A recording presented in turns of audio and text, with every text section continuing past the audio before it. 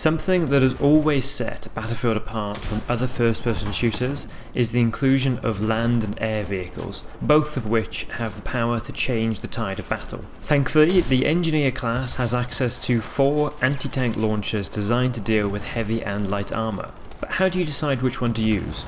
Today I'm going to break down some statistics for each launcher before showing you some gameplay and talking about the positives and negatives of each one. To make it clear how this is going to work, when looking at damage stats for each launcher, we'll see how they perform at the front, rear and side of the main battle tank and of the IFV. For context, the MBT, which I'll refer to as the tank, and the IFV both have 1000 health. The IFV has less armour and therefore typically takes more damage. There are also different levels of armour on each section of the vehicles, where you'll deal less damage and some where you'll deal more damage as the armour is thinner. In this case I'll be referring to minimum and maximum damage, although it does seem somewhat inconsistent. Starting with the first launcher you unlock, the MBT Law, we do a flat rate of damage of 294 across the MBT and the IFV. This is due to the design of the MBT Law, as the rockets will lock onto a vehicle and perform a top-down strike. However, even at point-blank range, it still delivers 294 damage. So what this means is that against a full health tank or IFV, the MBT Law will always take 4 shots to kill due to its consistent damage output. The starting ammo capacity is 3 rockets with a maximum of 6. This means that from spawn you are unable to solo a tank or an IFV unless it's already been damaged by another player. The recharge time is 6 seconds per rocket, with a reload speed of around 3.15 seconds and a draw speed of 0.46 seconds. There is no minimum range for the Law, as even at point blank range it will still cause damage. There is also no lock-on time, as lock-on is achieved automatically mid-flight. For my testing I also couldn't find a maximum distance. If you can see the target and the rocket can reach it, then it will still hit it. Regarding the automatic lock-on, if the vehicle is in the rocket's path, it will auto-lock on and perform the strike. If you do miss by a meter or two, it won't automatically lock on. Next, look at the only unguided rocket launcher available, the RPG-7 V2. A classic in seemingly any first-person shooter game, this is the typical go-to for any anti-tank engineers. Firstly, looking at damage to the front, from my testing the RPG does a minimum of 186 damage and a maximum of 204 against the tanks, while doing a flat rate of 305 against the IFV. At the sides of the tank, the RPG delivers a minimum of 223 damage and a maximum of 342, while against the IFV it has a minimum damage output of 475 and a maximum of 482. Then at the rear of the main battle tank, it deals a minimum damage of 332 and a maximum of 584. While for the IFV you do a minimum of 478 damage and a maximum of 594. All of this means the RPG can take a maximum of 6 shots to destroy an MBT, and if all shots are fired at the thinnest part of the armour at the rear, a minimum of 2 shots. Against the IFV, it takes a maximum of 4 shots to kill, and a minimum of 2. Seeing as you spawn in with 3 rounds for the RPG, and can carry a maximum of 6, you have the ability to solo IFVs and tanks and still have 4 shells remaining if at max ammo. The recharge time is around 7 seconds with a reload time of 3.25, which is 0.1 of a second slower than the MBT Law. The draw speed is the same as the Law at 0.46 seconds. Now, unlike in the beta where the RPG had an arming distance of around 10 meters, this has been removed in the full game and there is no minimum distance. The RPG is also unguided, so there is no lock-on time and no lock-on range. The next launcher we're going to look at is the MAS or MAS 148, formerly known as the Javelin. This works as a lock-on guided rocket, performing a top-down strike just like the MBT Law. Unlike the Law, however, the MAS 148 deals 350 damage to both the MBT and the IFV. However, if the rocket doesn't reach the ideal strike point, it will only deal 239. This means the MAS 148 will take a maximum of 4 shots to kill if all shots are fired from close range, and a minimum of 3 shots if all rockets reach the optimal altitude for a top-down strike. This causes issues, as you can only carry 2 MAS 148 shells from spawn, meaning that just like the MBT law, you are unable to solo tanks or IFVs. You can, however, carry a maximum of 5 shells. The recharge time is the same as the RPG at 7 seconds, with a reload time of around 3.4 seconds and a draw speed of 1.2 seconds. The lock-on distance is between 40 meters and 720, and the lock-on time is 1.46 seconds. Finally, we get to the hardest rocket launcher to unlock, the M136AT. A laser-guided rocket launcher.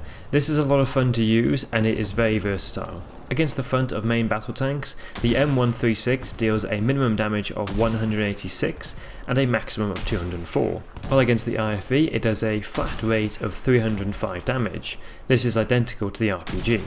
At the side of a tank, the M136 deals a minimum of 326 damage and a maximum of 351, while against an IFV it will deal a minimum of 473 damage and a maximum of 478. At the rear of a tank, it will deal a minimum of 328 damage and a maximum of 586, while against the IFV it will do a minimum of 480 damage and a maximum of 594. This all means it will take a maximum of 6 shots to destroy a tank and a minimum of 2, while against the IFV it will take a maximum of 4 shots and a minimum of 2. The starting ammo capacity is 2 rockets with a maximum capacity of 5, however it does have a very slow recharge time of around 10 seconds. The ammo capacity, however, does mean you can solo tanks and IFVs as long as both shots hit the rear.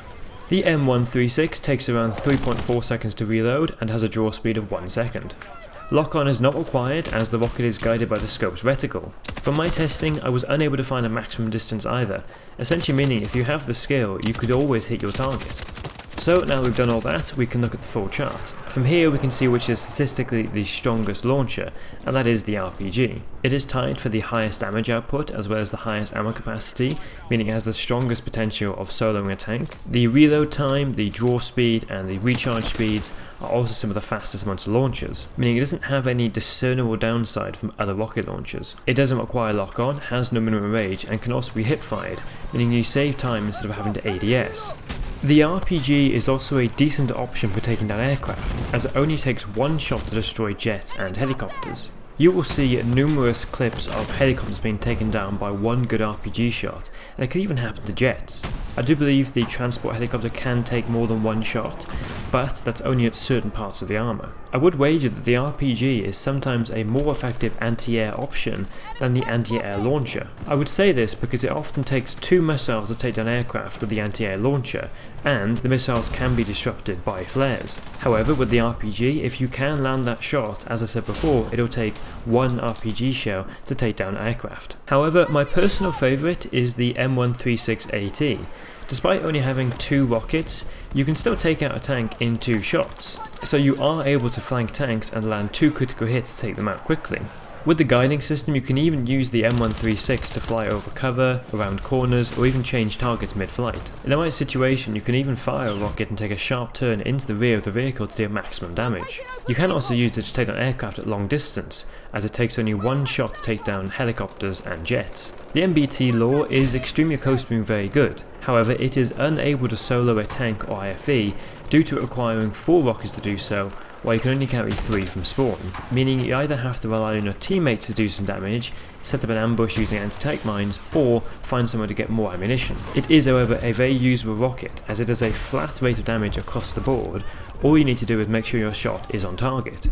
This makes it perfect if you are new to rocket launchers, however I would say to move on from it as soon as you unlock the RPG. Finally we come to the weakest launcher of all, the MAS 148. I think it's the weakest because it takes 3 shots to kill any armour, and you only carry 2 rockets after spawn. So just like the MBT law, you are unable to solo a tank or an IFV from spawn. It does of course deal more damage than the MBT law, but again not enough to kill unless you can fire 3 shots. The lock-on feature also makes it worse, as most armour has some form of target disruption, typically smoke, meaning if you are able to achieve lock-on and do fire, but the rocket misses, you're left with 1 rocket. Even if the first rocket does land, the armour will typically retreat to some cover, meaning you're unable to achieve lock-on again. With any of the other rocket launchers, even through smoke, you can still hit them and deal some damage. All of this makes the MAS 148 a highly impractical launcher that's only good for extreme long ranges or completing challenges. So, in conclusion, the RPG 7v2 is the clear, strongest anti-tank launcher. However, I do find the M136AT a lot of fun. So what is your favourite rocket launcher to use, or have you discovered any secret tips or tricks when fighting tanks you would like to share? Thank you for watching, I hope you enjoyed. Don't forget to like, share and subscribe, and I'll see you on the next one.